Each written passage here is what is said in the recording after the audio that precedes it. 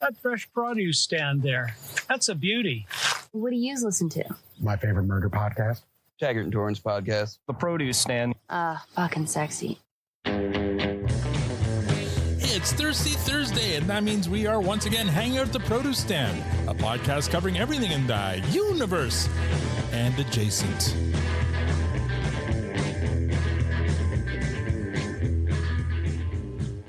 Now, I know what you're thinking. There are many other Letterkenny podcasts out there, but this one is about to be published in a book of essays. I'm Al, your host, and joining me in the room, as always, is lovely Tanya. And online, we have Squirrely Matt and the venerable Victor. Guys, how are you now? Good, and you? Not so bad. I think tonight's going to be a quick night, but we do have a lot of news to share. So let's get this thing started. How are you now? Tonight's lineup is Victor, myself, Matt, and Tanya. Victor, how have you been? Yes, sir. I've been good. It's been really just a really busy time at work. I'm in kind of that cycle where I've got 6 and 7 a.m. meetings, but also 9 p.m. meetings. And so I can't wait for the weekend, to be honest. But Lynn and I went through our second season of 4 Seasons, I think. Is that the name of the show? Yes. I haven't watched it yet, so don't spoil. Second season, much better than the first. Yeah, the first season, like the Steve Carell character was a little too I know he was supposed to be a douchebag, but he was like almost too douchebaggy, like kind of the first season of The Office. But it was still good. But the second season was we feel was a better season. So you will enjoy it. Good. And we've just entered the 4th season of Resident Alien. We've really been enjoying that show. Yeah. So I actually feel, if someone's kind of looking for an in-between show, that's a perfect one. It's a fun one. Yeah. Yeah. It's a fun show. We really like it. Zach on the live stream says Rooster is pretty good too. And I think that's a Steve Carell joint as well. I haven't watched it yet though, but I've seen previews. I've heard different takes on that one. Mm-hmm. So, but we'll see. We might give it a chance. And today I purchased tickets to see Supergirl. Oh, so exciting. The tickets are available for sale, so everybody should go and buy. Buy multiples. So I'm very excited for that. Someone's a show who for are you going DC. with? Well, I bought 2 tickets, so Linda gets first dibs, but we'll see. When are you going? Because if in case she passes up. Yeah. So I'm going. Yeah. So I'm going on June 30th. So it drops on the 26th, and I thought I was going to buy the tickets for the 26th. Apparently, you can buy them for the 24th and 25th for early screenings. But then as I'm about to click submit, it's like, oh, it's actually double the price. It's like, I don't need to pay double to see it a few days early. So why are you buying them so far in advance? Are you worried they're going to sell out? Yeah. The thing is, I went to try and see that stupid Hail Mary movie in IMAX. It was only playing in a couple of IMAX theaters, and the seats that were available were terrible seats, right? Because I want good seats if I'm going to go and spend whatever $30 on a movie. So finding good seats for this movie was already hard for the first few days. Because people are buying the good seats, right? I want the best, those center seats in the middle, and you know what I mean. I go to like 2 or 3 movies a year. If I'm going to go to a movie, I want the best seats in the house with bottle service, and it comes with the seat comes with a bottle of Cristal and everything. There you go. And a happy ending. Yeah. Zach with the fire. There will always be seats for a DC movie. Yeah, settle down, Zach. Things are different now with James Gunn. Quote that right nice. Well done. Good one. Yeah, the only people that thought Superman that first Superman movie wasn't good are secretly not good people. Mm-hmm. Anyway, but go buy the tickets, be excited, and that's it. Yeah, that's all I got. All right, my week, busy week, and not really busy actually. I had a fun show last Saturday. It was a 50th birthday party in somebody's backyard. private party. A lot of fun though. Beautiful backyard. And that was fun. That was with the Royal Pains. And then this Saturday, the Pains are playing again in Toronto at Kensington Market. So looking forward to that. Did you invite me to Summer that on the one? market. Yeah, I told you about it, but you know, I didn't send you a calendar invite. So It wouldn't have helped. no, probably not. Wait, Anyway, is it this Saturday? this Saturday night. Okay, well, text me afterwards. Remind me. Okay. Or you could just, you know, write it down Read the now. existing text. You're Yeah, but such an then- executive. I know, But right? I need to be able to. I need to be able to play the This is text on out you. loud Do through you my have an car executive radio. This is on assistant that we you. can go Okay. through? You do this. So after Victor, this. you brought this up. By the way, Victor, I'm not your girl Friday. Take your own notes, but you brought this up. So let me tell this story again. I said it before I recorded, and I wish I right. would have held on to it. Anyway, in the text chat with my other band, with the Weekends, my bass player Adrian, he's just suggesting we should try this song here, and the song is called "Murder on the Dance Floor," the Triple J like a version or something, and I listened to it. I'm like, oh, that's a neat song. That might be fun to do and stuff like that. And then he played. It's a cover of another song. He played the other song, and Scott, my guitarist, said, "Whoever sings this will have to do their best British accent." So I said, this is in a text chain in WhatsApp. I said, I can do a British accent, ... cunt. See? The next message I get is from Adrian saying, probably shouldn't have played that over the car stereo with my kids in the car.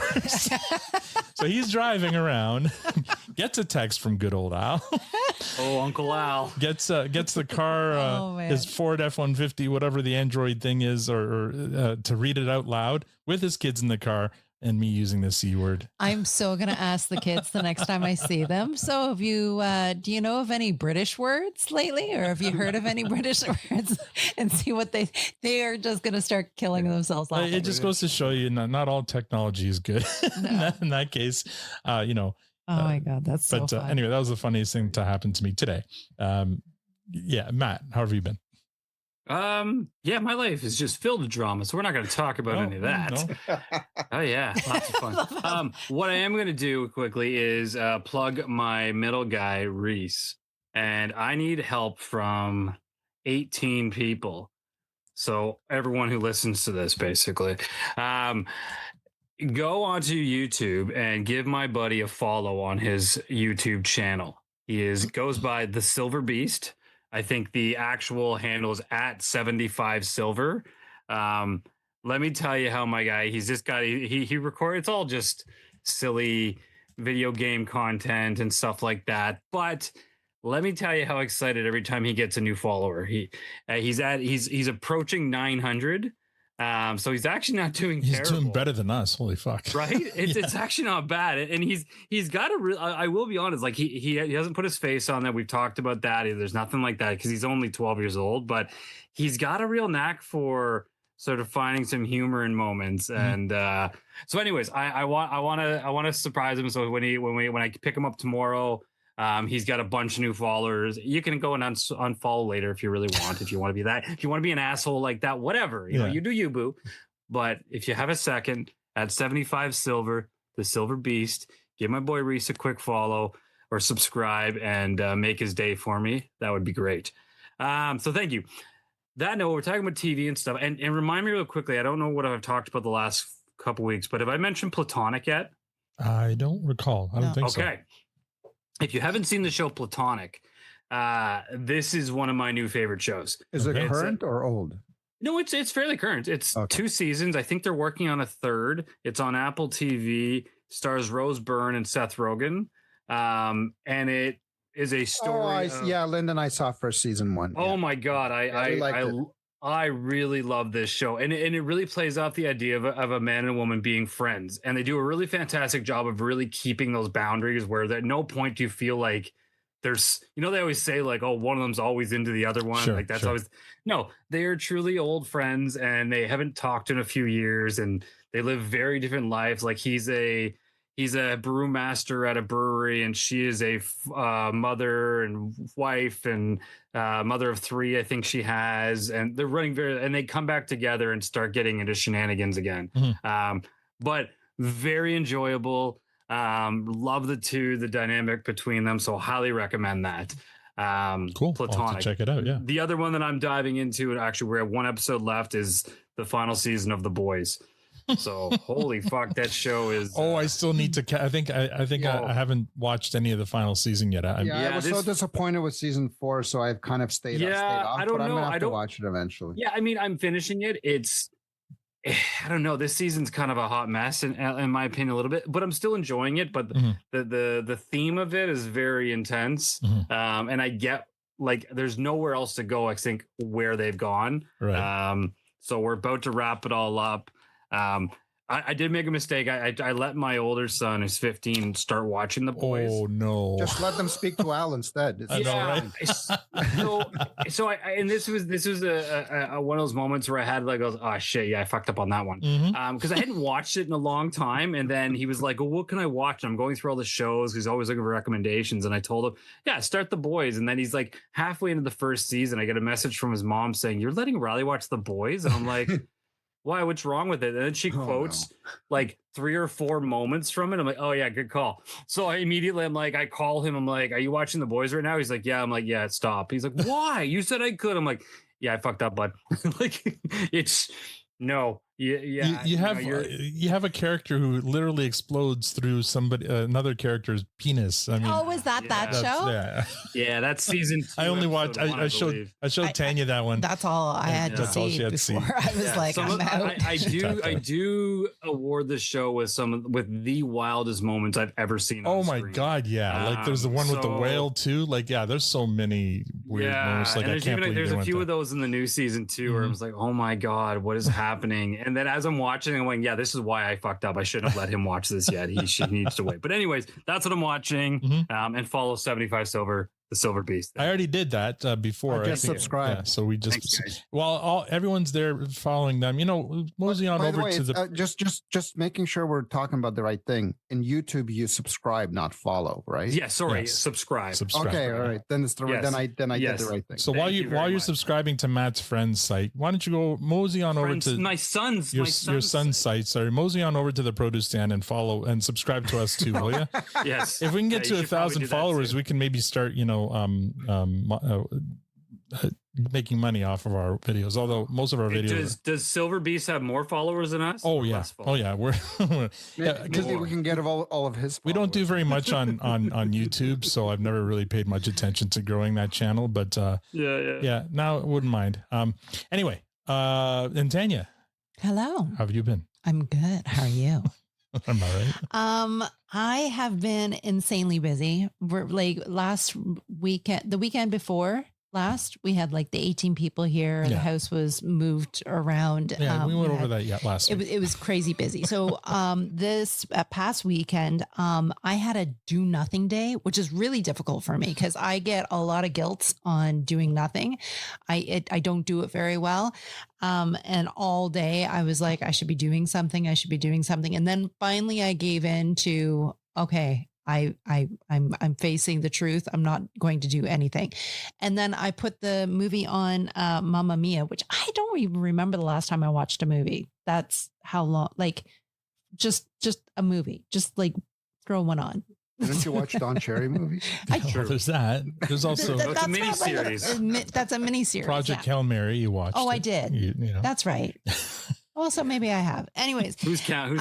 I've been dying to watch Mamma Mia. I'm ashamed to say that I haven't seen it before. I had no idea what the plot line was or anything, and so I watched it. Plot line, or is it? I thought it was just a bunch of songs. There's a story. Is a bunch of songs, but it's blended into a story, and I've been singing ABBA ever since. So I thoroughly enjoyed it. It was quirky and weird but a lot of fun and a big actor list. So yeah, it was a lot of fun. June's schedule is going to be bananas. We literally have we are going from one party and then in the afternoon and then another party at night and then a birthday party the next day. Popular. And then it's nuts. June is nuts. Social butterfly. And it's not even all my social calendar. It's mostly my kids. but yeah, we've been planning vacations. I too, Victor, pre-bought, or my daughter made me pre-buy tickets to a movie that was coming out like 2 months in advance. I've never done that before. So I understand what you're saying, only because I've just experienced it or will be experiencing it. This movie theater is absolutely sold out. Like there's not a single seat that you can select anymore. That's how much it's just. And it's for the worst movie in the, anyway. It's not going to be good, but I'm going, and I will see what the fuss is about. And I'm sure. And sorry, what movie was that one? It's Digital Circus. There's a Netflix series called Digital Circus. It's an animated series that, and it's awful. Like I can't, boring. I couldn't sit through like Sounds terrible. 10 minutes of it. But my daughter and her friends, they love it. And there's a movie now. And so Tanya gets to take her to watch that. To do it. I figured they'd be more into the Backrooms movie instead. No. Although it does look interesting. I might. But that's what all the kids are going crazy. Yeah, for. but my 12-year-old. Yeah, exactly. I'm talking about 12-year-olds. Really? So I'm scare the shit out of her a little bit. I'm collecting a bunch of kids. I'm taking them, and then they're coming back here. So I'll have lots more to. I'll be at a better place. I'll be in Kensington Market that night. And I might as well. We'll see. and I'm doing meditation Mondays. This has been my like 4th class on I'm trying to quiet my brain and trying to turn it off when I want to turn it off, which is a difficult thing for me because it never stops. So I've been enjoying that and learning some new techniques and just kind of having a moment to stop and just say, this is going to be my time for 30 minutes. Let's go. So that's been really enjoyable. All right. Well, let's get this rig rolling, shall we? Previously on Letterkenny. When we left off last week, we recapped the first half of the first film in the series, Keep Your Head Up, Kid, the Don Cherry story. And this week we finish up our recap of that first film and give our review, ratings, and MVP. All right, so here we go. Well, don't bore us. Get to the chorus. When we left off last week, let me get the, I got to share my screen, don't I? One moment, please. Share, sound, done. Nailed it. All right, here we go. When we left off last week, Don Cherry was back in Rochester playing for Coach Joe Crozier. Don's now the grizzled veteran of the team and newly elected team captain, leading the team to 3 Calder Cups in 4 years. At home, they've planted roots in Rochester, bought a house, and had a second child, a boy named Tim Cherry. And as we mentioned last week, Tim Cherry goes on to work with his father as an adult, producing the Rock'em Sock'em hockey video series. He wrote these films that we're watching right now, and he produced Don Cherry's podcast after he left the CBC. And another note for those of you who may be interested, Tim Cherry will be a guest on the Toronto Mike podcast next week on June 12th. So if you want to hear Mike interview Tim, go check it out. June 12th next is when the episode's going to drop. So you're going to work your magic there too, right? So he's got a follow-up interview with the bigger podcast over here, right? You know what? I didn't even consider that, but I guess we could try to get Tim on, couldn't we? Like now you've done Toronto Mike, you definitely have to do the produce. You just said the man's name. Yeah. You said a connection. That depends on to what kind of a rating we give the movie. It depends. Yeah. The rating we give the movie, and also if he enjoys his time on Toronto Mike, because anyway, there's a little controversy there. We'll see how Mike, circumvents that, and we'll see. Maybe it'd be nice. He can edit himself. Yeah. No, Mike doesn't edit. Anyway, back to the movie. After 4 years of success in Rochester, it's 1969 in the off season, and Don's trying to contact his coach Joe Crozier about the upcoming season, but he can't get in contact with Joe. Don's reminded of how Crozier dealt with other players, and he didn't like by essentially ghosting them. And Don's worried the same thing is happening to him now. The one time, he's in Crow's office. Player called him, and Crow just brushed him off, ignored him, laughed at him too, like the guy was nothing. He said, if that ever happened to me, then that's it. So? So that's it. So that's it. So you're gonna retire. Yeah. You got no injuries. You could play another 2-3 years, but you're gonna retire. Yep. Because Joe didn't call you back. Mm-hmm. I love Rose's face.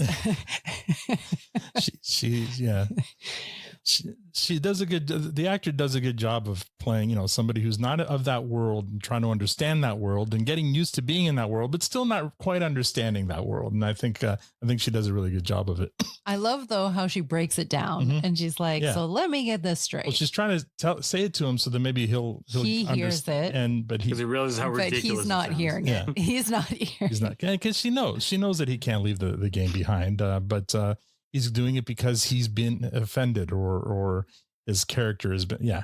It goes back to his personality in the school, right? Exactly. And the last podcast that we reviewed, him getting slapped in the hands and not letting somebody else open the door or not taking a seat when he's asked to. Like, he just has that stubborn personality, right? Yeah, and we'll see another example of that in the later scene here too. Victor, what did you think of that?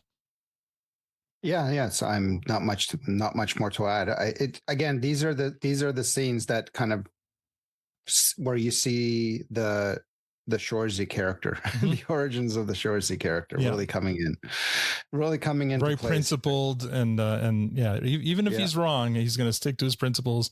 And Matt, what do you think? It's like, and that's the thing. Like, wait, he didn't write this.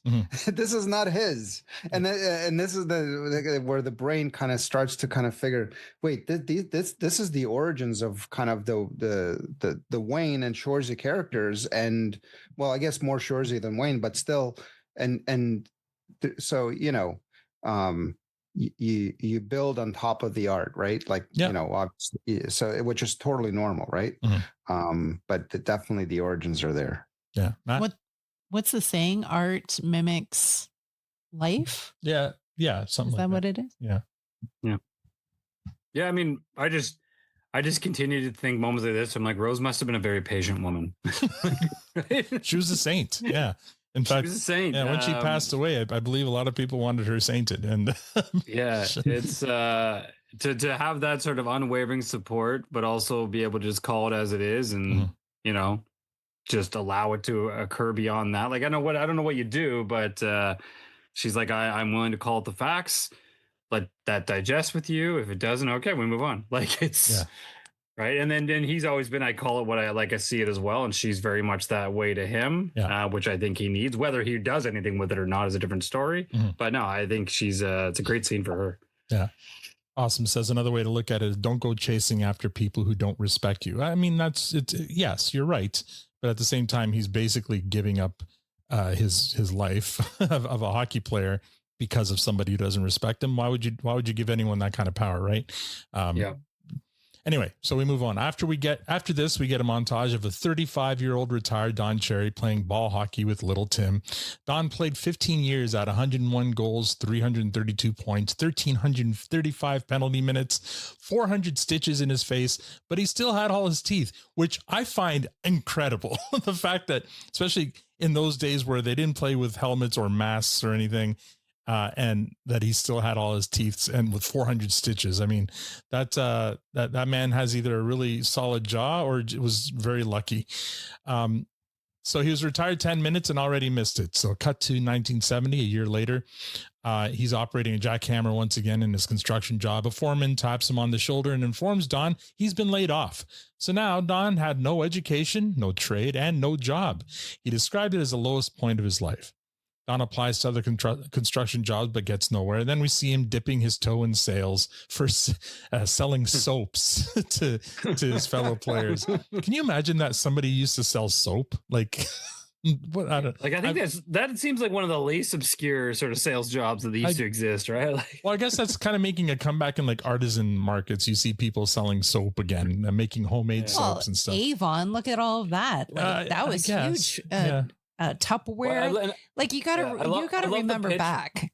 What's that? And I love the pitch there from his buddy or the dude that was like trying to get him on board. And he's like, imagine then you're their soap supplier, just like that. Like, And he there said, are how many stores today. and the like how frilly the soaps they were holding. Yeah, he said, were, how many like, showers do the players take a day? I'm like, Yeah, that's right. that's kind of So true. there are point. stores today dedicated to soap. Yeah. God, there's stores dedicated to selling candles. Who the hell are these people buying candles that you can actually make money at a candle store? It doesn't make any sense to me. So many. We actually know what we went into. Victor, Lush, who are these people? The hell are these people buying Legos and train sets? Crazy, right? Anyway, go so on. they had this soap it's not even it's not even comparable. What are you talking about? A candle is. We're still talking about soap right now. Oh, Casey! Casey joined in the live stream. Candles for days, she says. Yeah. But have you seen these new soaps that are like malleable? Like they're soft and squishy, almost like. And then we have one in our bathroom. I'm afraid to use it. That's one that's just been in the soap dish too long. No, it's not. It's how they make them. It's how they make them. They sell them that way. It's like ripped jeans. You're supposed to. They're worn in already. Gotcha. It's worn in soap. I'm sure Matt has like a penis-shaped soap as well. No. To go with his. Well, I did. Balls. Oh, Casey says she buys homemade candles from each country she visits. That's not a bad idea, actually. I mean, yeah. How many countries has she visited? Yeah. And do you use them? Yeah. But can you remember which country each candle's from afterwards? Like, is there like any discerning trait on a candle that it's from a certain country? Zach's like saying worn in soap. Jesus, Tanya. There's a market for that. Apparently Matt buys them. Like there's foot fetishes. I'm sure there's a worn in soap fetish. Well, soap can be pretty rough when you first get it. Oh, Casey meant each state, not each country. All right. So I'm wondering what different states, what the candles would smell like from different states. I can't even imagine what that worn in soap advertisement would be like. Now you're right? thinking. Can you imagine what it says like, here's worn in soap used by person X. Doesn't Gwyneth Paltrow have a business like that? No, but she sells vagina smelling. Yeah, it smells like her vagina specifically, but it's not used. Shut up. Yeah. That is not real. Are there little pubes in it? Oh my! But where I'm hung up on this, where I'm hung up on the soap thing is, I think the biggest catch to the used soap is in the description. We have to tell you where it was last used. Oh boy! Right? Like use that, take that for what you will, but it's like last used. I wonder if you could go to the black web and see like hotels, like so and so. Dark web, not black web. Dark web. Did I say black web? I think you said black web. That's not PC, bud. Sorry, bud. We've lost Victor. And don't rebound. I think I'm just clutching his chest right now.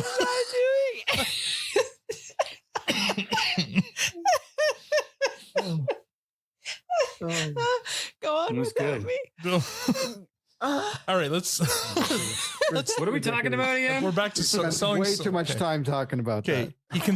Don Cherry first considers selling soap, but then he ends up selling used cars and calls himself the world's worst car salesman. Oh shit. Yeah, moving on. Thank you. While reading the paper, he's at work at the car lot reading the paper. Don notices the Rochester team have a new coach, Doug Adam. He's interrupted by a man named Bob Clark, a lawyer who knew Don from his Rochester hockey club. Production note: this is not the same Bobby Clark who played and ran the Philadelphia Flyers. Different Confusing. Bob Clark. Clark reminisces with Don about the Rochester championships. The last time I saw you, you were carrying the Calder Cup off the ice. Yeah, that was something. Yeah. How's it going here anyway? Yeah, not bad. You know, my son is going to high school in Pittsford, and they want to get a hockey team going, but they don't have a coach. So I was thinking about you. Me? Yeah. Coach? Sure. Ex-captain of the Amherst. You'd be great. Geez, I never really thought about it. Unless you're too busy here.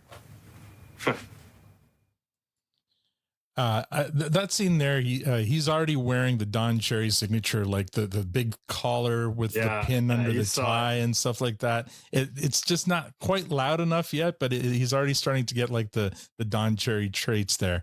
And yeah, what did you think of that scene, Matt? Was it a legit style at some point to have that high collar like that, or was it something that he kind of did? I don't know. I mean, I'd never seen that. Yeah, you don't normally see something like that, but Don Cherry wore it every freaking Saturday. So yeah, I don't know. It was kind of his thing, right? Yeah. No, aside from that, I'm excited that this is the transition point to this part of his career. So yeah, I'm excited to see where it goes. And as soon as I heard the name Bob Clark, I thought Bobby Clark, but I'm like, no, different Bob Clark. Victor, what do you think of that scene? Yeah, it was good. It was I don't know. It's like very stylized as well. Like just takes you back into that time with the haircuts and the suits and the cars in the background. Oh, those massive cars! How did they get them in the showrooms? Like they're so big. I know.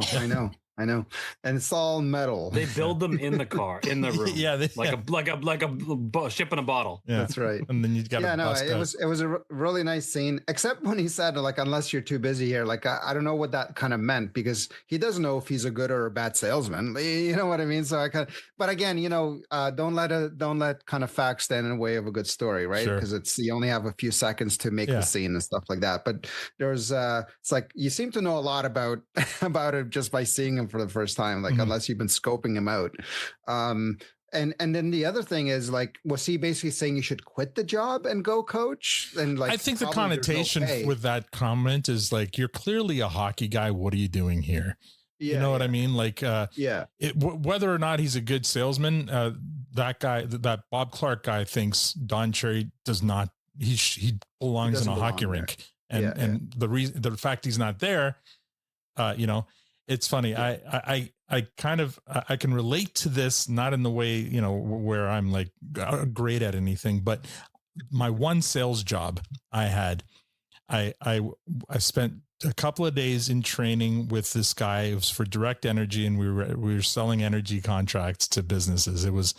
I hated every second of it, but I made it through training and made it to the point where I was doing it on my own now, like, because I was shadowing a guy, and he was showing me, we were going to businesses. It was all cold calls, walking in. Hey, how much do you pay for energy? Blah, blah, all that stuff. It was I've been there. Awful. And so the first day, I didn't even get halfway through the first day of my first shift on my own when I called the company, said, sorry, I can't do this. This is not me. I cannot. I cannot in good conscience take people's, it was a legitimate service. I just didn't like doing it. Right. And I was horrible at it. So it was just, but, I think we all have something like that in our past. Like for me, it was knives. I used to sell knives door to door.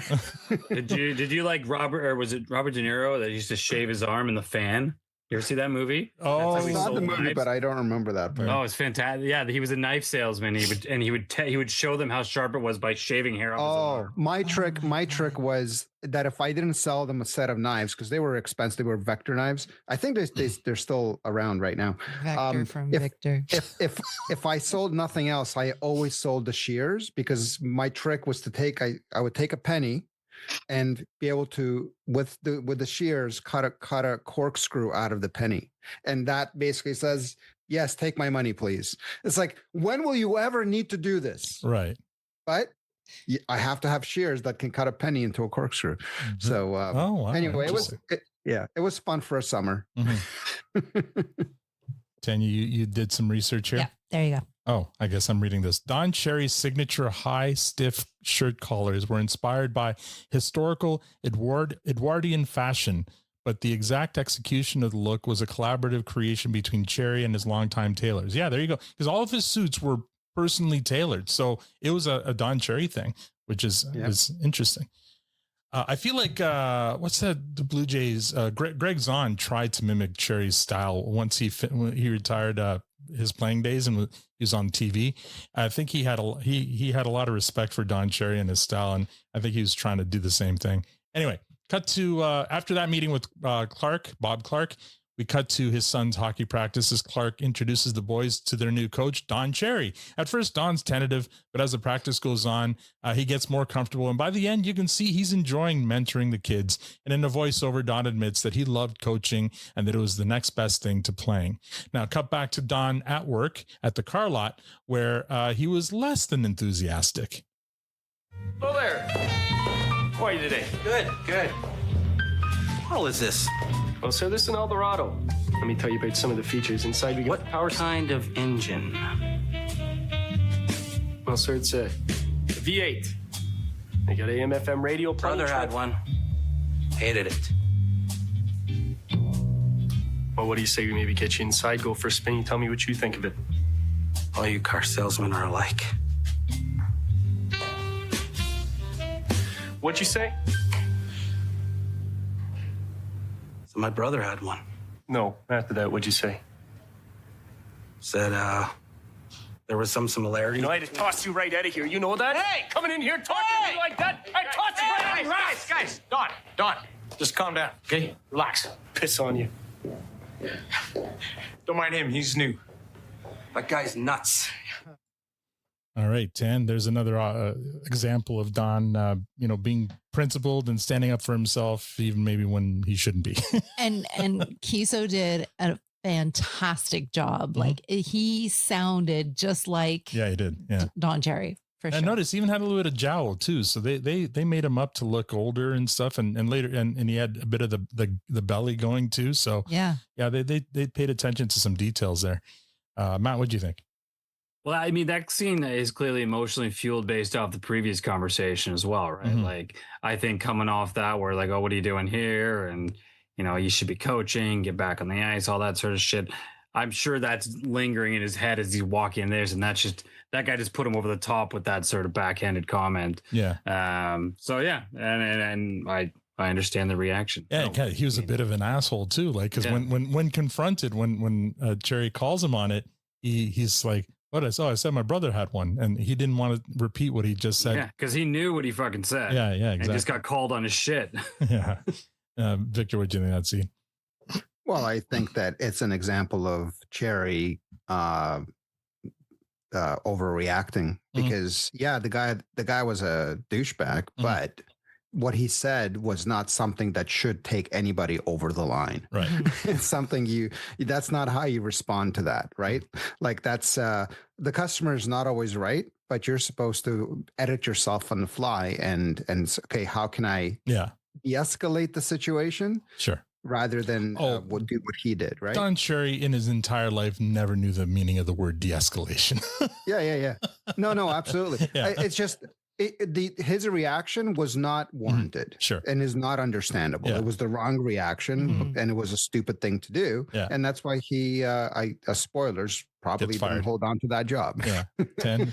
I want to ask the question: are there many interviews with Keeso about this role that he did? Yeah, apparently we should watch that. There's a great interview on the same file with this movie in the folder that was shared with us, so we can. I would be definitely interested in that because I'm wondering like how he had to prepare and how challenging it was because we knew this person. Like it's all in this there. is a person that we've seen weekly, and know his voice and know his personality and how to step into a role where you have to mimic that. He did a great job. It's not a character that it's just like you're making up a character no one's met. Yeah. This is a known person, and to bring it the way he has, especially and that's scene. why I think he did a great job acting, quote unquote, acting in this movie. And I think that's why I think like this is a better example of acting than I think Letterkenny or Shoresy, because it just takes it's a next level of acting.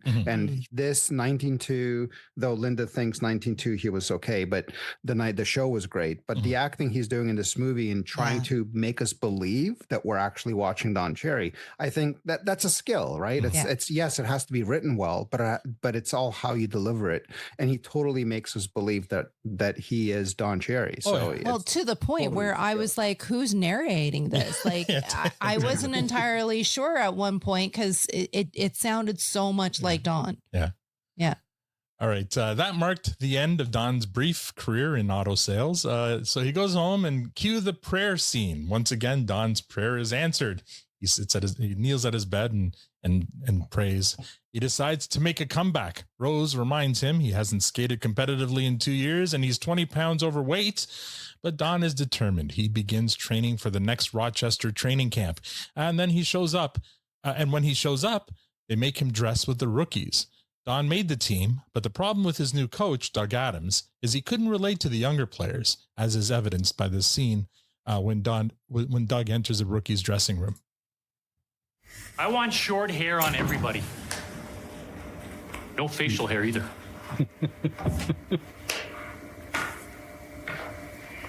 No curved sticks.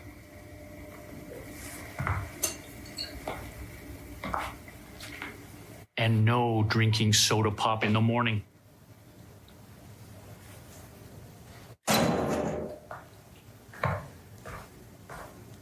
Doug was stuck in the 50s. The players stopped playing for him. So there you go. That shades of, again, Mr. Burns coaching the Simpsons baseball team saying, shave those sideburns. No short hair, no mustaches. Matt? Explain to me the controversy or the opinion on the curved stick. Like when did can either of you speak to that sort of evolution and why there was such a curved sticks were relatively new concept, right? Like sticks were always straight and it was considered cheat. Well, because first of all, you should raising the puck. That's why players didn't play with goalies didn't play with masks or helmets or whatever, because raising the puck was kind of a no-no, and slap shots were kind of a no-no. It was all wrist shots and oh really? Oh yeah. So. But as shooting got harder and more precise and stuff like that, players would start cheating by adding slight curves to their sticks. But the old school guys hated that, right? In any sport, the conservative people who run it are resistant to change right to the last minute, right? Like players didn't wear helmets until they had to. They didn't play, they didn't curve their sticks until not doing so became a competitive disadvantage, right? So in the beginning, when most of them were still using straight sticks, it was a no-no. But then players started curving their sticks and getting better because of it, because they could, be more precise with their shots or whatever. The old school was still like against it, right? But yeah, obviously that's changed. So yeah, fair enough. Victor, what'd you think of that? Yeah, so it's funny, right? Because it's like, stuck in the 50s. Meanwhile, it's still happening today. Yeah. With our friend Lou. That's right. Lou Lamoriello, notorious for not wanting facial hair. Yeah. It's still a thing today. Whatever team he is a part of, you're not allowed to have facial hair. You're not allowed to have long hair. Mm-hmm. I mean, I think you're allowed to have curved sticks, curved blades. Yeah. But if it was up to him, but only his goalie. Yeah, exactly. Yeah. So it's still as funny as that is. It's like it's still happening now. Is that crazy. The person that you're referring to? Are they an older generation? Oh yeah. They he's I see. Did he hit 80 yet? I feel like he's either in his mid 70s or he's approaching 80 if he's not there already. Yeah. He probably needs to just retire and enjoy the rest of his life. But I think for him, this is his life, right? Mm-hmm. That's why he's not retiring. But he was in Toronto for a while.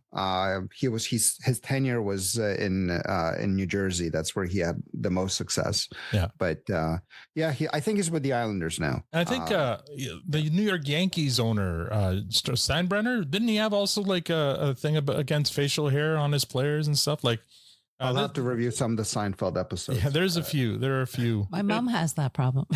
She does. That's why she loves me so much. Matt, what do you think of that scene? Oh, you already asked, didn't you? You talked about the curved stick. What about you? Exactly. I am having a memory lapse. So wait a second. Let's just recap here for a moment. Oh my goodness. He is a coach. So Bob Clark made him a coach for his kids team, but then you're confusing things here. So he coached Bob Clark's kids team. Listen, Victor. That's when he decided he wants to go back into the league, and he made the Rochester team. So he's a player. So he's a player. Bob comes into the car shop, says, when you're coach, you don't need to skate. I want you to be the coach. And so he's coaching his kids team. Yeah. And then he's like, hey, hockey's fun. And decides to go back. Yeah. Maybe Rose was right. Maybe it was ridiculous for me to quit the game. But the coach of the Rochester Americans, in case this is what's confusing you, is not Bob Clark. It's a different person. Yeah, this is Doug Adam. Yeah. Okay. Yeah. So but he makes the team, right? Yeah, he makes the team. But he's in the rookies dressing room. But he's in the because rookies. even though he's old as shit now, because he was out of the game for a couple of years and tried out for the team again. He's a bench warmer at this point. Yeah. And we talk about that in a second, but just production note here. Doug Adam was played by the late Canadian actor Mike O'Brien, known for Less Than Kind and Corner Gas. He was on a bunch of episodes of both those shows.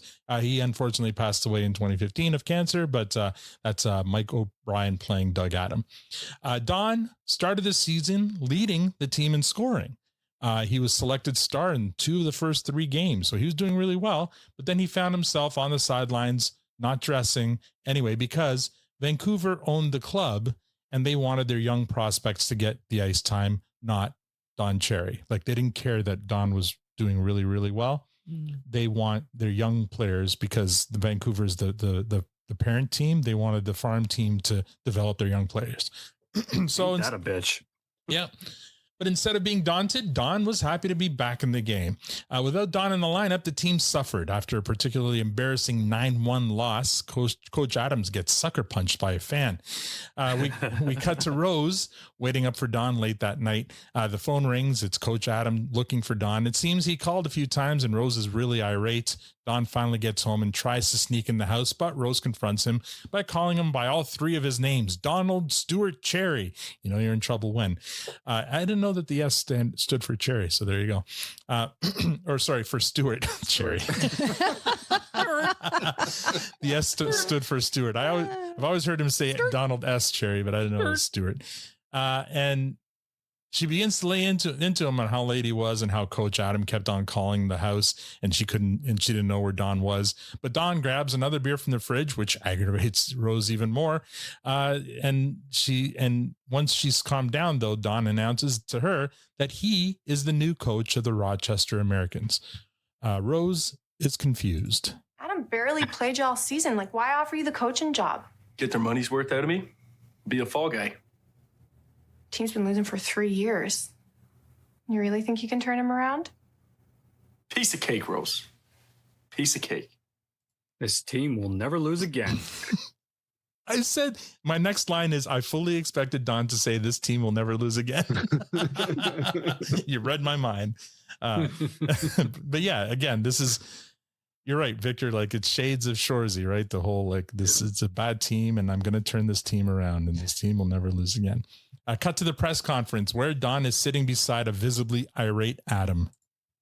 Don, the team's in last place. What are your expectations?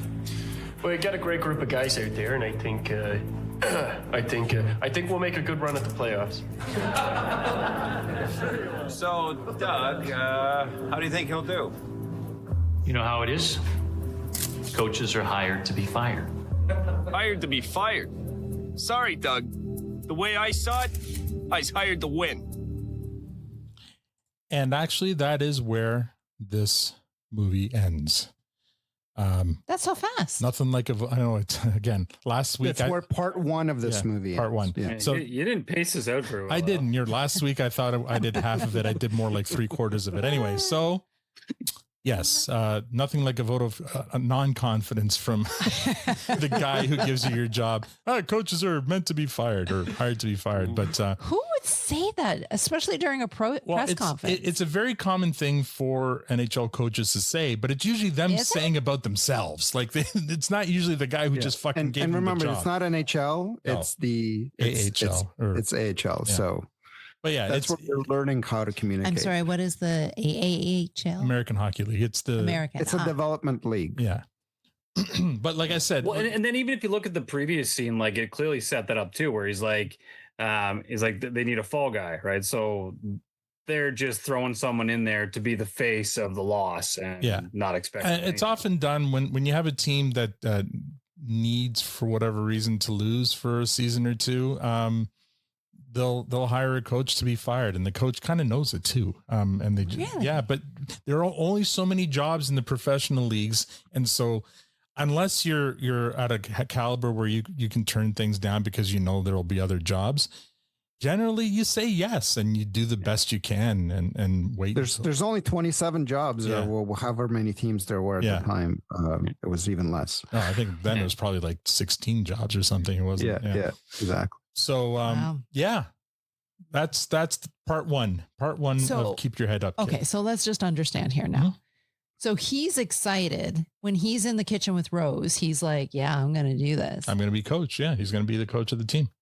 But when he's sitting at the press conference, is he still feeling that confidence? Like, well, they all laughed at him when he said, yeah, because it was they have a good shot. Yeah, the team's garbage, and he's saying, I think we can do well. So the media doesn't think he can turn it around, and apparently neither does his boss. But Don, or we're getting to know Don, and we're getting to know that he doesn't take lightly to people not believing in him or respecting him. So anyway, that is part one. Let's go through before ratings and stuff, just initial thoughts. And we start with Victor for the entire, like last week and this week, talk about this part one of Keep Your Head Up, Kid. Yeah. So basically, part one, the second part of part one is not much different, right? Like you have to, I'm kind of thinking about it as a whole, and as a whole, it's really just I take it back to the Charlie Brown football story. This is where it's a good analogy. It literally is. You're just watching a guy that continuously, gets in front of himself for what he's usually the one yanking the football out from in front of himself. Yeah, he's doing it himself. Yeah. It's a one-man show. He doesn't need Lucy. And you just kind of feel you kind of feel bad but also frustrated. Like, dude, you're like, what are you doing? Yeah. And at the same time, you're also very much enamored by the relationship and by Rose and also kind of the timepiece of it, right? The stylized aspect. I really enjoyed it. I mean, I have to kind of think of it as a whole. Like everybody that loves hockey loves Slapshot, right? Everybody loves that movie. And the thing is, there is a little bit more hokiness to that movie because the movie is based on kind of cliches and over exaggerations of, hockey at that time. But at the same time, it is a movie, right? And you're watching, what's his name? Paul Newman? Is he the main character there? Yes. He's got the relationship with his I think she's his wife. It's been a long time saw that movie. So there is some seriousness to it as well. It's not just the slapstick kind of stupid Adam Sandler kind of a comedy, right? The slapstick is the realities, the exaggerated realities of hockey, right? Like, especially the way the movie opens, it's such gold. I could watch that opening over and over and over and over again. But I put this movie in in that same caliber. Like if you are a hockey fan, I'm not going to try and sell this as one of the greatest movies ever, but if you're a hockey fan, I put this on the same level as Slapshot in terms of enjoyment. You're watching the life of a hockey personality, and you're seeing their story being told, and you're seeing what it was like during all those periods with the characters, the crazy characters, and the hockey itself is it's great. The quality of the hockey is fantastic. It's not something that's kind of an afterthought like you'll see in other hockey, like all the duck movies. They're atrocious. It's atrocious. If you actually try to, hold on. Atrocious. You need a different word. You have players that are the same guy will shoot left-handed and right-handed in the same scene. Like, it's such it's atrocious. That's called ambidextrous. Settle down. So anyway, back to this. I think that using a straight stick, clearly, if you're even a little bit interested, if you're a fan of Slapshot, that is the bonus to using a straight stick. You can be ambidextrous. Yeah, exactly. All I'm saying is, if you're a fan of Slapshot, you will enjoy this. It's on that same, for me, it's on that same quality in terms of hockey drama. So I thought it was really great. Yeah, I enjoyed it. So from my perspective, I enjoyed seeing, the period of it all. First of all, they did, I think it was really great attention to detail. And Matt, I loved what you said last week about, you're waiting to see that heritage moment thing come up, because that's how it felt, right? It had that the look. whole movie could be framed in that heritage moment frame. It had that look. It had that kind of vignette look from the time. And I thought it represented the time really, really well. I thought a lot of care was taken in the period of the piece. Seeing some of the players and witnessing some of the stories that I heard over and over and over again on Coach's Corner and Hockey Night in Canada. I mean, Don Cherry loved repeating his stories. You'd hear more than a few times. So getting to see, what's his name now? Not Punch, but the other guy, the coach that was horrible to him. Shore, Eddie Shore. Getting to see Eddie Shore in that, and I forgot to draw this parallel last week, but the whole scene of Eddie Shore with the poor hockey player and the noose around it gave the whole, like, from dodgeball. If you can dodge a wrench, you can dodge a ball. You can dodge a ball. It was kind of like that kind of coaching, dodge, right? duck, dip, dive, and dodge. I feel like that guy from dodgeball maybe was modeled after Eddie Shore.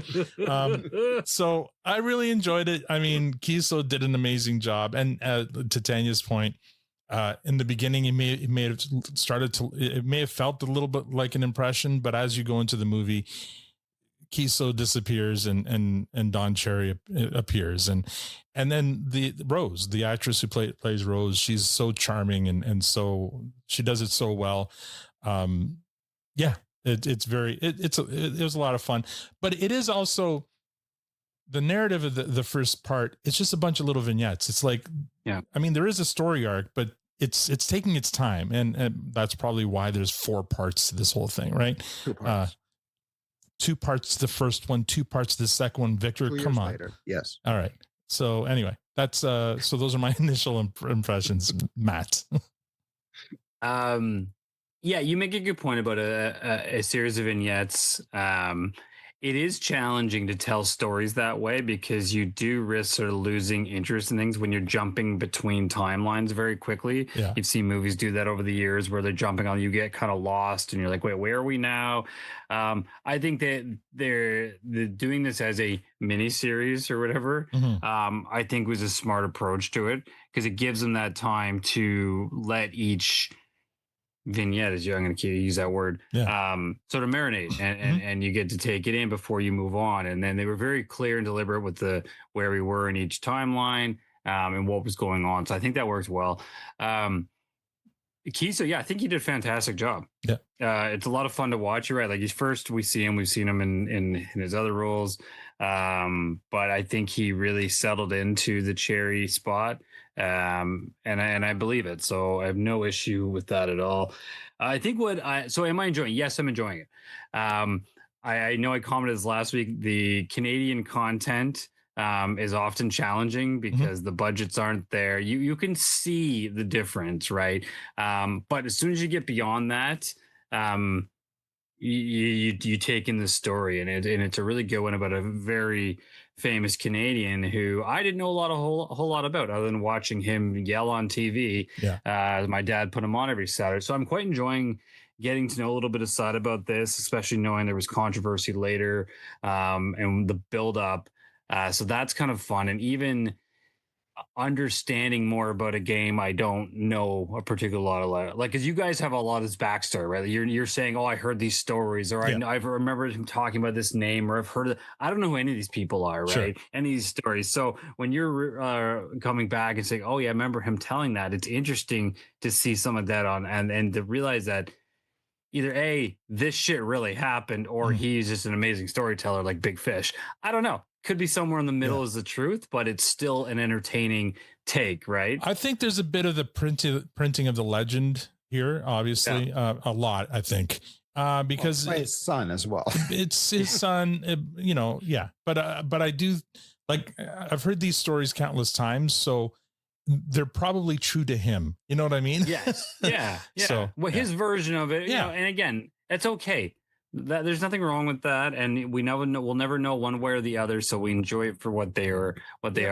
I'm also enjoying just like learning about, like, not even just his stories, but the game itself, like even the stuff about the flat stick. And I remember taking my oldest son to the Hockey Hall of Fame for his birthday last year. And going through, and we were looking at all the old gear and like how there weren't masks at one point, and then the early ones that were just fragile.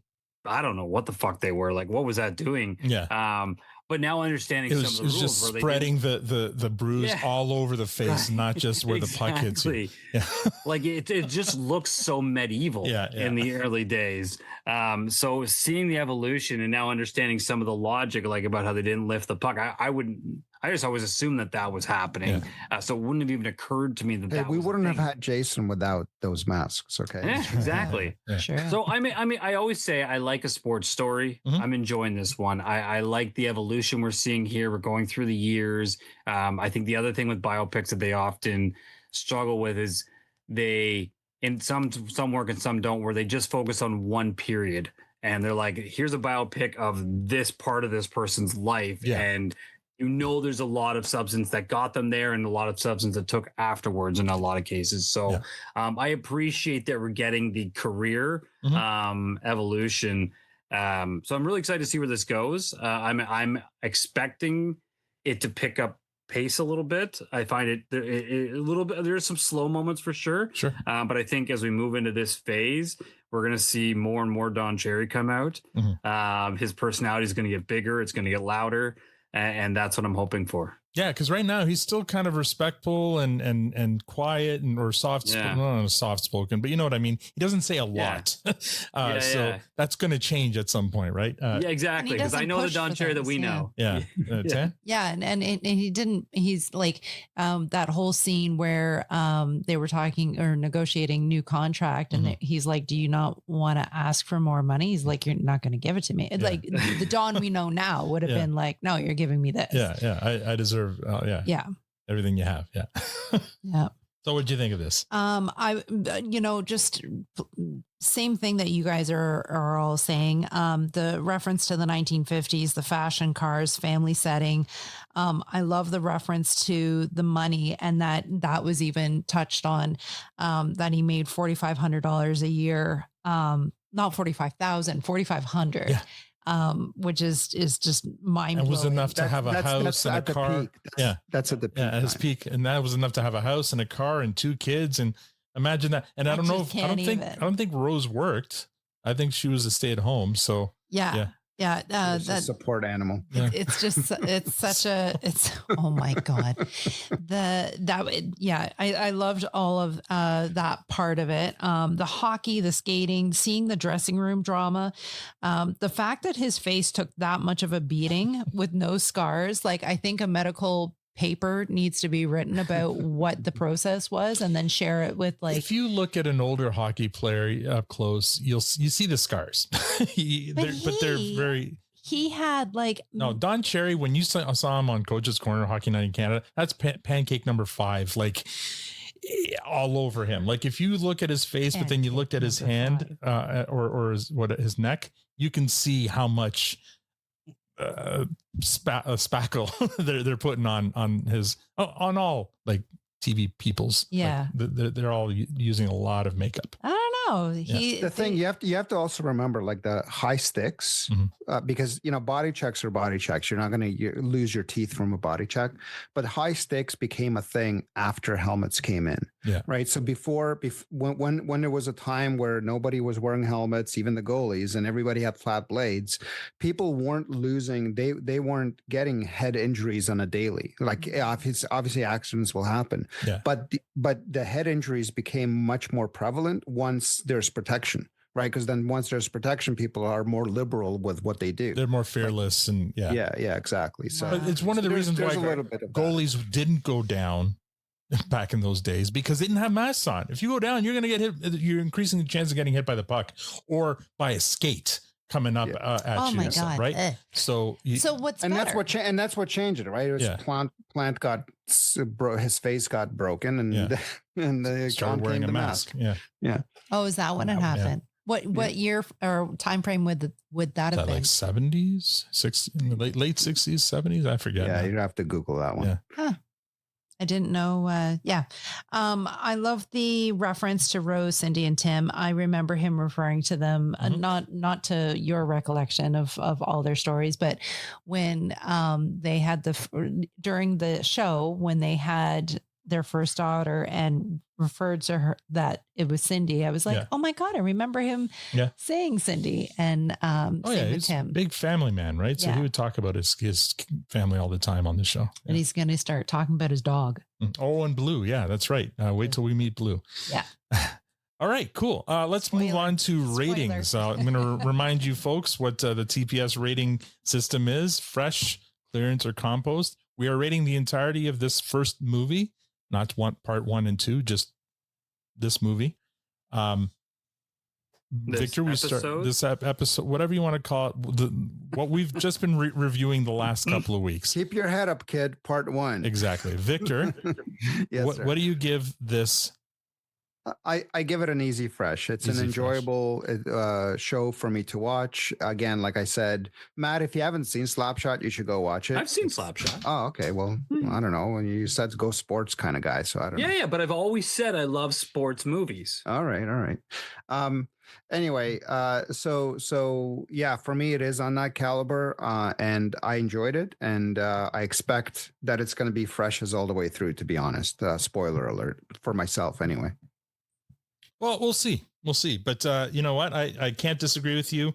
This was a good start. Matt, I'm going to disagree a bit about the production value. I think it's pretty high, like compared to those other cars, especially. Oh, no, I'm not saying it's bad, but you can, as soon as you turn on something that's Canadian content, you can always go, that was Canadian content. Like I don't know how to describe it, but I think you know what I'm talking about. Like, it's just, I think it's more the acting and not the acting because it's bad acting. I think it's they're acting Canadian instead of American. No.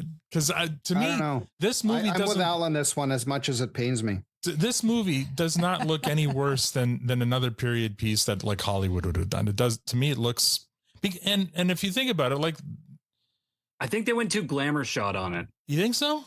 Yeah. Is it the pacing?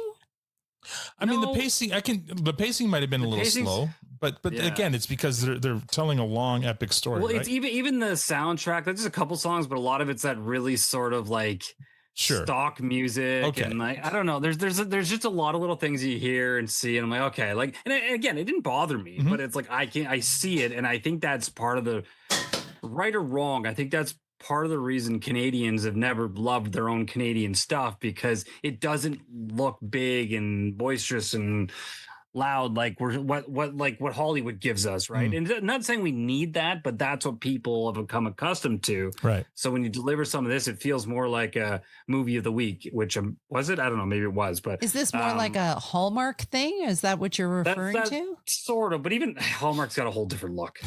We started from Hallmark, and mostly produced in Canada as well. Like, yes, as are The Boys. So I don't know. I mean, I feel like, anyway, I think it's just they're Canadian characters, and I think maybe Matt didn't like that there wasn't any exploding penises. All right, so I gave it a fresh. Matt, what do you give this this first installment as he's fondling the balls on his beer koozie? I am going to, because I'm going to give this one a clearance. All right. I did enjoy it. Like I said, I think I had a little issue with some of the pacing of it, and I don't want to set my bar too high because I'm excited where it's going, and I'm waiting for. They're just giving you a blue spatula. I'm waiting to see the evolution of Cherry, and if he does what I think he's going to do, and where this might go, I'm really excited to give the next ones fresh. All right. I'm sorry, you gave it a what? A clearance. You gave it a clearance. A clearance. Yeah. I didn't dislike it by any means. Yeah. There's whatever. You sound like a Gen Z YouTuber. A clearance doesn't mean I didn't love. What do you always say, Al? Clearance doesn't mean I don't like it. Yeah. Clearance is just good. It's good. It's just not great. Yeah, that's fine. Yeah. All right. Yeah. Tanya, what about you? What do you give this? I think it's a fresh. And I loved everything about it. I don't think I didn't sit there going, oh God, when is it going to be over? Like it kept me captivated. And even though I wasn't quite sure what was happening there, whether he was the coach or he was on the team or off the team, that was the only moment that I was like, what's going on? Wait a second, what did I miss? I love the period piece. Like that's kind of the feel that it gave me. And I love the older how things were. I always get like very sentimental to that time frame. Yeah. All right. Moving on to MVPs. Victor, with you, who do you give the MVP for this first? Yeah, so I was going to be kind of a douchebag and kind of give it to Madagascar, but I'm not going to do that. Eddie Shore? You're not going to give it to Eddie Shore? Or Eddie Shore's Noose? That's exactly. You know, I really, what I really enjoyed the most about this first part is Rose. I just thought she was, I feel like if you took Rose out of this, it would fall flat on its face. And I think that she brought the balance to the force here. And the actress, Sarah, what's her name? She just did such a fantastic job. She brought Rose to life. And again, go watch that interview with Don Cherry, because it kind of made him believe that he's looking at his wife. So she did such a fantastic job. I have to give it to both Sarah, but mostly Rose, the character in the show. I felt that like without her, that it falls flat. Yeah, I'm agreeing with Victor. We're agreeing with each other. Rose is the heart of this movie.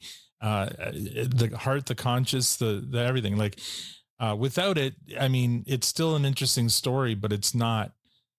Yeah, I don't know. And there's so many fun little moments with her, and Sarah Mannanen does a great job. Like when she gets better at removing his stitches and how pleased with herself she is when she removes a stitch and it comes out like fully or whatever. And she looks at it, ooh, like she gets excited and stuff. It's just like little touches of those, but her tolerance of the way he behaves and stuff, and her, but her, constant and unwavering support of everything he does, regardless of how crazy it is.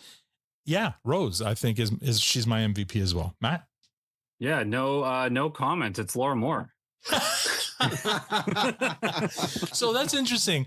We keep on talking about the parallels between Don Cherry and Shoresy character. Is there any parallel between Rose and Laura Moore? I think so. You think so? 100%. Yeah. 100%. Yeah, just like everything as you were just described. Like listen back to what you just said later. Yeah. And then then in your mind, think you're reviewing Laura Moore on a Shoresy episode. Okay. It fits, right? Like just her, like how she handles him. Like she's very direct with him. She will tell him as it is. There's a real respect there. She's tolerant of his insanity, and regardless of what, like you basically described Laura Moore just now. That's why I came out and said that, because and I totally agree. It Rose far and above is the MVP of this first take. I think she brings a balance to this show that is so needed. And I think you said it, if she wasn't there, I think it'd still be okay. But she really ties it together, and it has some really big moments with him. Like every time Rose and Shores are on the screen together, it's like it's the same thing, right? Rose and Shoresy. You're going to confuse Tanya now. I know. All right, Tan, what about you? Your MVP? When you guys were referring to Laura, do you remember that scene where he's sitting on the toilet and she's plucking his eyebrows? Yeah. And oh yeah. Oh my God, that's right. I didn't think about that. Yeah, you're right. Good call. And just how that moment that they had, and thinking back to what you were saying about Rose pulling out the stitches. Maybe we shouldn't bring Tim Cherry on. Right. He might get pissed off at Keeso for plagiarizing his father's story. Yeah. I think we all are loving Rose because without her, she brought the life to it. Not just like the hockey and the storytelling and the narrative. It was what the life was, what was happening in his life, not just the hockey realm, but that's what brought the human to who we knew was this loudmouth, tell it as it is, and what was his piece of cake, and like all the slogans that he used to use. Yeah. I think that's why, we're all pulling in the direction of her. I think Keeso did an amazing job. Like truly. He disappeared into the character. He and that's who I'm going to give it to, is Keeso, because I multiple times he had convinced me that I was watching Don Cherry's life. So when you say Keeso, like, do you mean Keeso, or do you mean you're giving it to the Don Cherry character? That's a good question. In the show? Yeah. I'm giving it to I'm giving it to Keeso playing Don Cherry, and how believable it made me think that I was watching Don Cherry's Some people life. are born. Thank you for clearing that up. Yeah. Some people are born to play a character.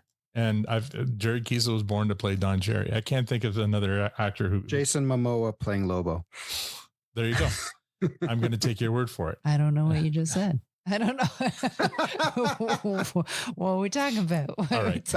Back to the tickets that I purchased earlier. Oh, okay. All right. We have our ratings. No questionable call this week, but I do have a bunch. That sounds like a questionable call to me. We have a bunch of news. First of all, before I begin the news, Matt, do you have the list of the Of course ready? I have Okay, that cool. ready. So before we get to that, though, today Crave announced a bunch of upcoming shows. The most notable news was Seth Rogen has announced that he's bringing back the Canadian classic show, The Littlest Hobo. That's tomorrow.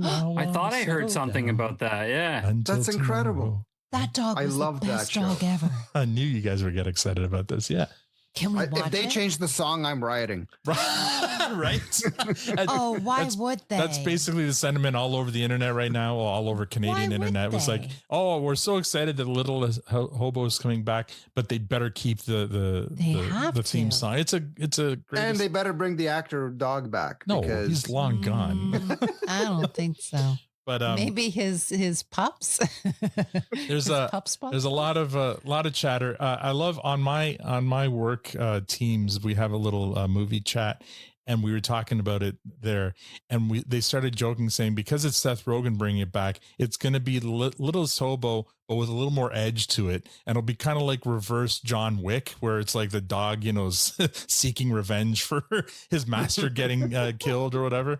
Like it's going to be more. And I'm like, I hope not. I hope if they do it, they got to do it. They got to keep the innocence. They got to keep the all that going. But for those of you who don't know, The Littlest Hobo is a TV show, a classic Canadian TV show. And if you watch it, you'll be like, yep, that's Canadian. It's all available on YouTube, by the way. And it's all available for free on YouTube. Check it out. It's about a dog that roams around, crosses the country and everywhere he stops.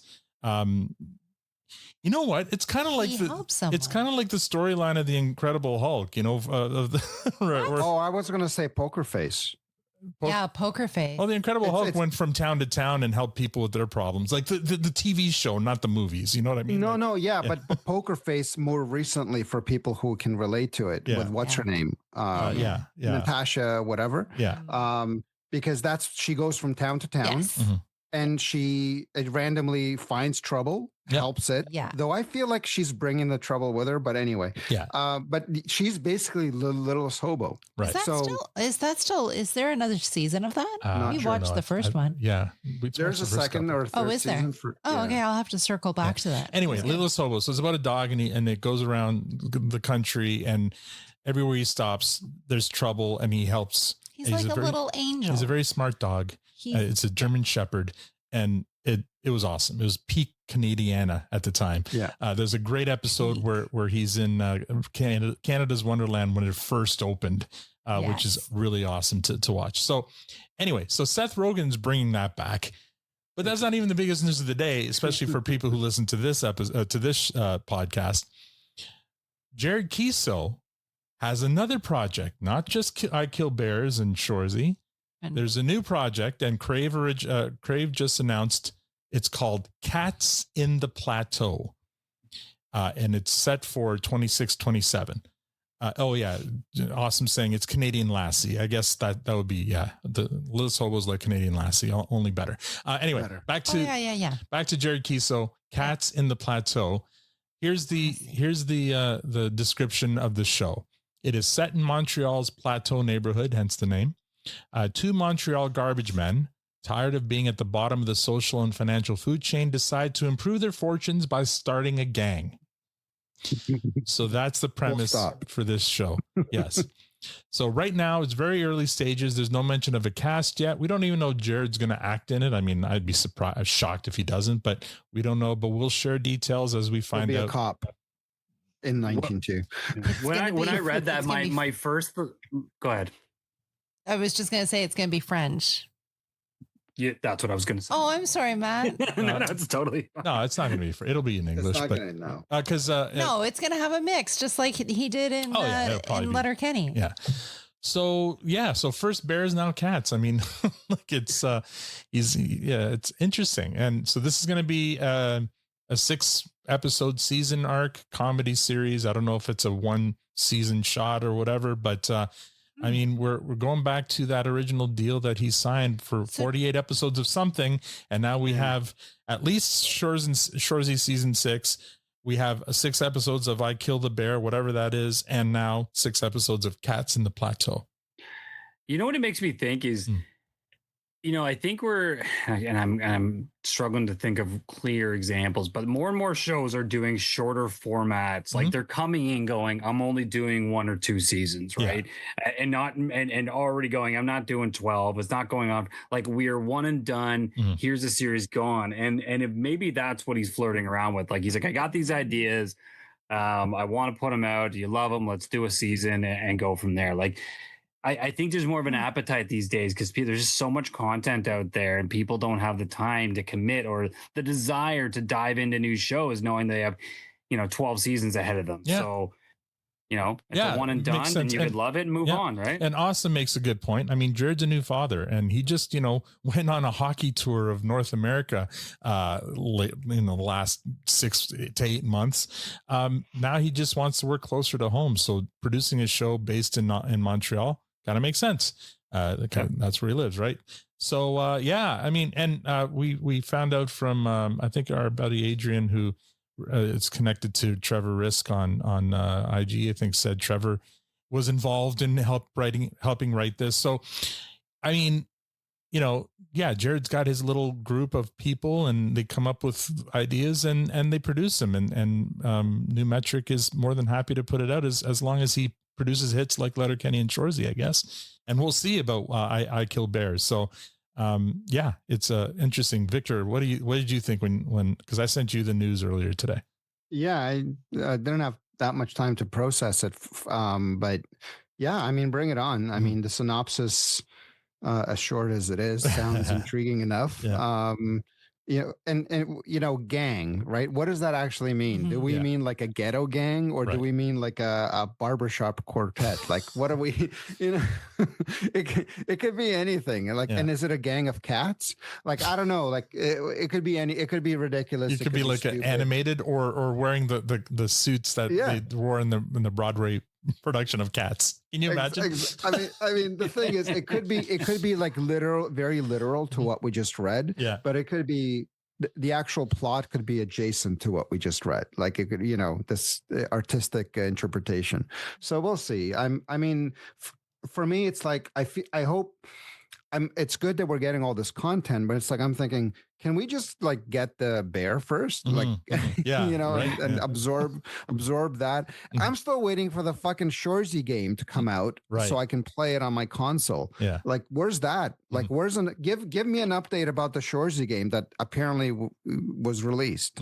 So anyway, so I think it's good. I'm happy to hear the news. I'm equally happy about A Little's Hobo, to be honest. I just love that show. Yeah. but for this one, I feel like, okay, good to know. First, immediate excitement that there's, more content for us to watch and review. But then it's like, okay, can we get to the bear? Yeah. Do we know when the bear's coming out? We don't. Still no date. Our best guess is it'll be next Christmas instead of a new season of Shoresy. Christmas, not even this Christmas. This coming Christmas. Oh, okay. Yeah, guess. But see, that's the thing about this news that doesn't make sense to me, right? Because you said 26, 27. Well, 26, 27 is when the bear's supposed to come out. So It also says that for the bear. This is part of Crave's press release for their lineup of 26, 27 shows. So it wasn't specific. Oh, I see. Right. So who knows? So this one for sure is going to fall somewhere later in 27 then. I'm thinking so. Yeah. Like I think, and I have no inside knowledge, but I think that I Killed Bear will probably drop on Christmas where Shoresy would normally drop, because there is no Shoresy in the can yet. There is I Killed the Bear in the can already. How do you know that there's no Shoresy? We would know if they shot season 6. It hasn't been shot yet. So we would know. We don't know. They haven't shot it? They haven't shot Wouldn't they have shot it like in July, like now? Maybe they're shooting. Well, normally they shoot it. In the past, they've shot it in like April, May, like that kind of time period. But who knows? Maybe it's a winter season, or maybe I just assumed they shot it. To be honest, what the? They have not shot Shoresy 6 yet. Okay. What's going on? Tanya triggered my desk to start going up, so it started moving. And guys, that's a little personal. Yeah. Anyway, so that's all we know. I reached out to Kara for comment. Kara Haflitzen, the executive producer at New Metric, and all she had to say was, "I have nothing to say except that it's going to be awesome." And I'm like, that's what that's what she said with I Killed Bears. So I said to Sarah, I responded saying, there would be news there if you told me you thought it sucked. But the fact that you think it's going to be awesome, of course it is. So we'll see. I mean, in Jared, we trust, right? In Jared, we still trust. Anyway, that's all the news for today, but I think it was a very big news day for that. Mm-hmm. All that's like, there is another piece of news that we'll talk about it right now, actually. June 18, we have a date for the book of essays that has been put together by our buddy Tobias, and it's June 18th. For those of you who may not remember, a book of essays on Letterkenny, and hold on, I gotta bring up the name because I have it here. Is called what the hell is it? It's called Get After It Then. Damn it.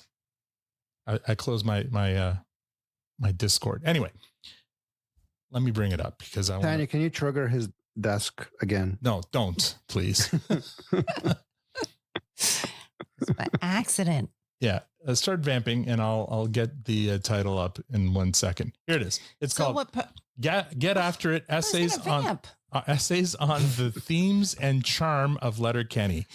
And there's a bunch of chapters written by different Degens from our community, and a foreword written by yours truly. And it's a book. It's an actual book in print form that's coming out June 18th. So next Friday, we're going to have everyone on who has contributed a chapter to this book. Book club. Our buddy Mike, our buddy Cassie, our buddy Tobias, and our buddy Jeff, and yours truly, and of course my co-hosts here. And we're going to talk about the book. Tobias is going to tell us how it all came together, and also where you can get it. It's already available for pre-order. I've already pre-ordered my copy. I can't wait to get it. So that's exciting news that we have a date now, because it was, we were wondering if it was going to be out in time for, last fall for Christmas. No such luck, but now we have a date of June 18th. So that's awesome. Yeah. Very exciting. Exciting news. Now, Matt's yawning, but I just want to say, I want to shout out or get Matt here to do our Patreon roll call. Absolutely. And just to be clear, my yawn had nothing to do with the information. I've just had a long day. Yes.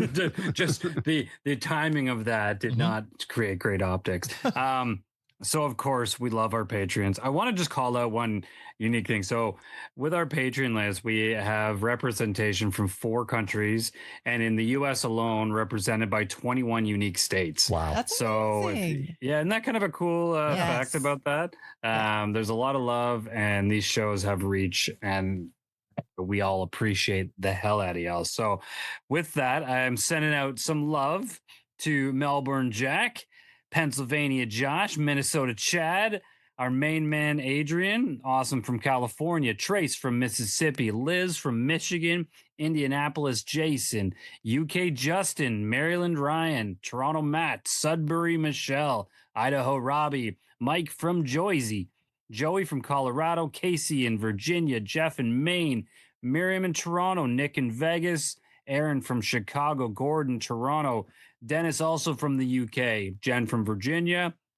Noah from upstate New York, Scott from parts unknown, Cassie from Simcoe, Dennis from Michigan, Sarah in Wisconsin, Casey in North Carolina, Jay from Edmonton, Jeremy from Perth, Catherine from Texas, Tobias from Missouri, PJ from Pennsylvania, Paddle from Rhode Island, Dave from Michigan, Charlie from Massachusetts. See that? See how easy that was, Al?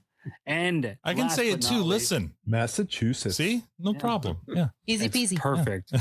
And last but not least, and the newest member of our amazing Patreon group, Teresa from Texas. Thank you all. We love y'all. So I want to challenge you, Matt, because I think we should do these roll calls every episode. Is to come up with 1 or 2 memories you have of your relationship with any of these patrons, because we've met I think all of them, a lot of them, most of them. A couple we haven't met in person, but we've met them on ag halls and stuff like that. Yeah, and you don't have to rhyme them off each episode, but just do like a Matt's Corner. Like, I remember. And at the very least, for all the states, make sure to recognize the candle associated with each state. We'll get Cassie to send you the list. Does each state have a scent? Does each state have its own flower? New York State, the scent is sewer. No. Do they have flowers? Texas is barbecue, right? So maybe the smell of each state's candle should be the flower. Yeah, maybe. Oh no. That's too overwhelming. Say Matt's Corner. Say when you talk about like your time with Joey, when he was giving you a piggyback ride up in Sudbury, during that wasn't the piggyback ride I remember. Oh no. Right. So yes, I hear what you're saying. I will dip into some memories for sure. Sounds fun. All right. I'm gonna play us off here. I guess we should do final comments around the horn. Victor, we'll start with you. So this was great fun. I'm glad that we kind of did this. Mm-hmm. We've been talking about it for a long time, and it's worked. It worked out well. Your timing needs adjustment, and we'll fix that for the next one. But it's been 6 years. We ain't fixing shit. No, but I'm glad we're doing this, and I think this maybe will open door for us to do more things like that. That's kind of out of the comfort zone while we're waiting for Jared to drop his new shows. I think this was a great idea. It worked out, and we're looking forward to doing the rest. All right. Yes, I echo Victor's comments. Thank you guys for doing this, and it's been a lot of fun. And I can't wait to do the other movies, because I have watched all of them in the past, but it's been a while. So it's kind of fun to revisit these. And also this time around, drawing all the parallels between Don Cherry and Shoresy for sure. Awesome says each state does have a flower, Tanya, and the piggyback ride was me. Oh, sorry. It was awesome. We gave you the piggyback ride. Yeah. Anyway, Matt, I feel didn't Robbie also give you a pack? I feel like a lot of people I think he just carried me. I don't know if it was. There's a lot of carrying Matt around. It might have been slightly against my will when Robbie carried me, but it was probably for my best. Yeah.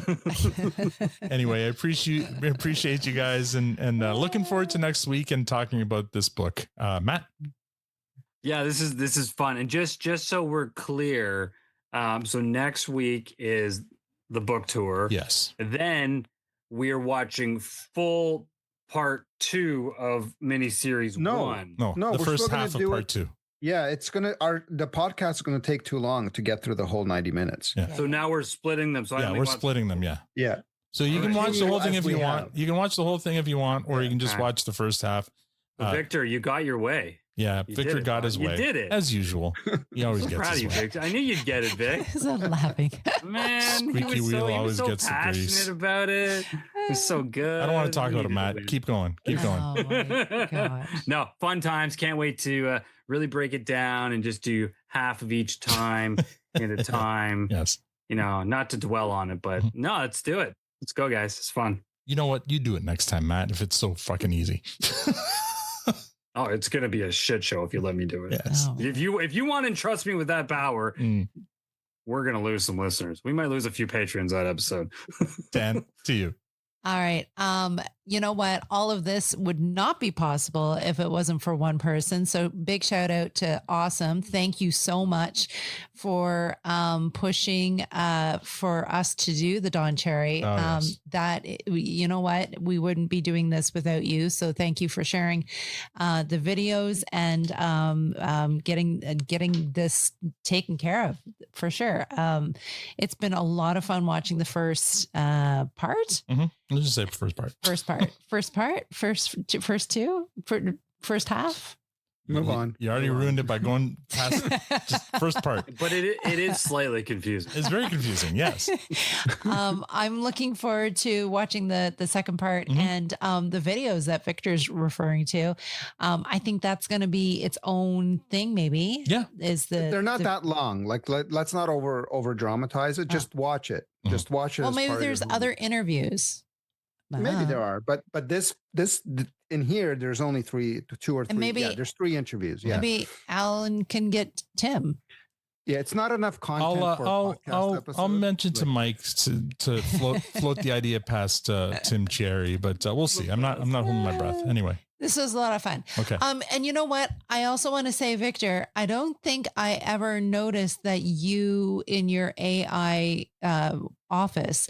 Yeah. I've never noticed that you had a periodic table as part of your head moved at one point, and I was like, damn, boy, he's got one of those tables in the background. Even you got all of it. You've got it. Yeah, it's a terrible background though, because the skyline makes no sense. There's no water that close to the dome. No, you're right. There's. Oh, I didn't recognize. It's like there's like a big ass canal going straight through. I was just like, there's no tower.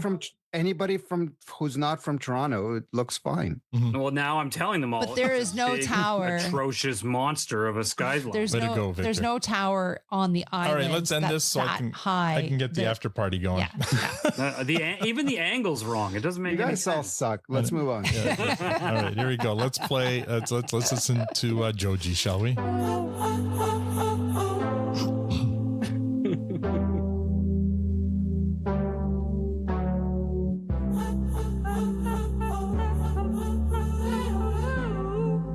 Changing this music soon. That's all we have for this episode. Next week, we pause on the Don Cherry movie for a week to bring you a preview of a new book of Letterkenny themed essays that is about to publish. And the reason we're talking about it, apart from it being related to Letterkenny, is that it was brought together by this community, namely our buddy Tobias, who led the way, and he received contributions from our friends Cassie, Mike B, and Jeff, and yours truly. I wrote the foreword, and boy oh boy, would I like to rub the fact that I'm going to be published in print in the faces of all my high school English teachers. But I digress. Check back next week to learn more about the book, how it came together, and where you can order your copy. Until then, if you'd like to support this podcast, become a patron, tell a friend. Also follow us on Blue Sky at protestantpod.com. Thank you for listening. And now we're going to the after party. On behalf of Tanya, Matt, Victor, and myself, thank you. Have a great week.